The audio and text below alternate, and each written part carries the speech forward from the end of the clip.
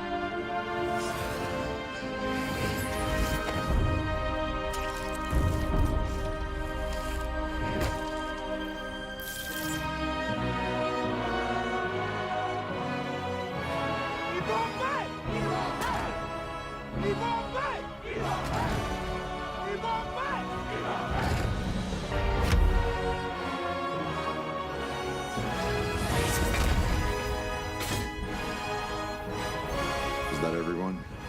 What, you wanted more?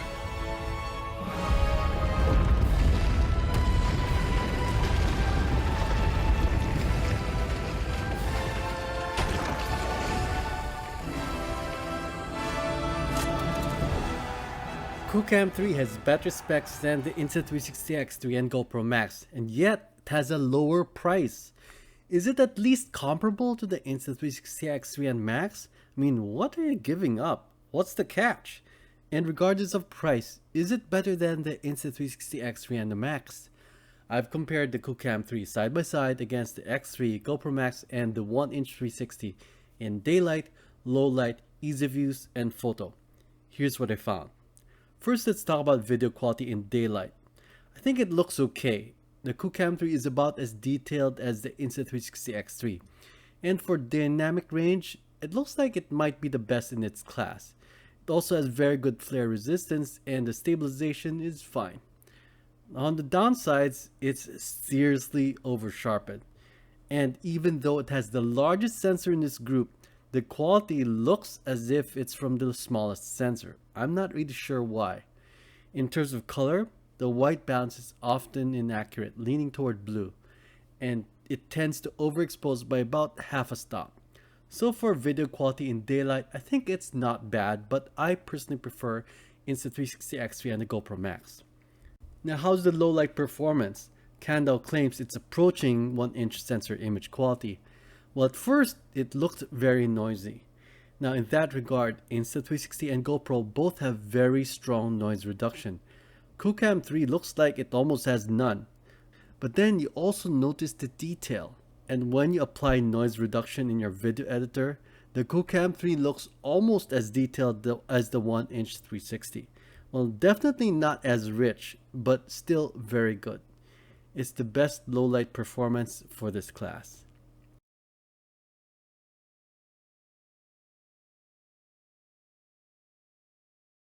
How's the photo quality? Is it a good camera for virtual tours? In 62 megapixel mode, it's more detailed than the Insta360 X3, the 1-inch 360, or GoPro Max. It also has pretty good resistance to glare, much better than the X3 or 1-inch 360. In terms of disadvantages, first, the stitching quality is not as good in difficult situations. Second, the bracketing is only 9 shots with 1/3 stop intervals, and there isn't an HDR merging feature. So I think it's a great camera for 360 photos, but if you want to get HDR, you'll have to bracket and merge manually. Now let's talk about ease of use and convenience. I think the Qoocam 3 is okay. Its biggest strength? Long videos. You can shoot long videos and there will be no gaps. With Insta360, there will be a gap of several seconds after every 30 minutes. With Qoocam 3, I've seen no gaps at all. Now, how long can you record? On one battery, I was able to record 57 minutes. Then it ran out of battery. When I tried powering it via USB, it kept recording until I filled up a 128 gig card. It was 2 hours and 15 minutes. And it didn't overheat, there was no drifting, and no blurring. I'm trying a larger card to see its limits. For disadvantages, the battery seems to suffer from voltage sag. I suspect it's the LCD screen. Fortunately, you can turn that off with a customizable Q button, and it seems to help. Second, when reviewing shots, you can review photos in 360 but not your videos.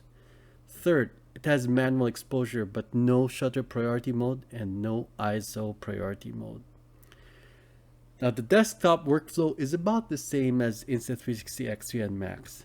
The biggest advantage is the keyframing for forward-facing videos or selfie videos.